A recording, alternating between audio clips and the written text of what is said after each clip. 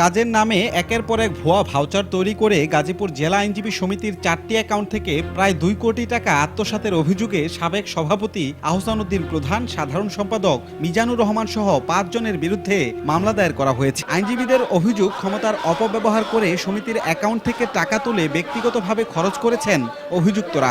এসব কর্মকাণ্ডের সঠিক হিসেব দিতে না পারায় পরপর কয়েকবার সমিতির সভায় বিপত্তিতে পড়েন তারা। পরবর্তীতে সকল সদস্যদের মতামতের ভিত্তিতে ওই কমিটি ভেঙে গঠন করা হয় অ্যাডহক কমিটি। এমন পরিস্থিতিতে আইনজীবী সমিতির আত্মসাৎ হওয়া অর্থ উদ্ধারে প্রতিবাদ ও বিক্ষোভ করেন অন্য সদস্যরা।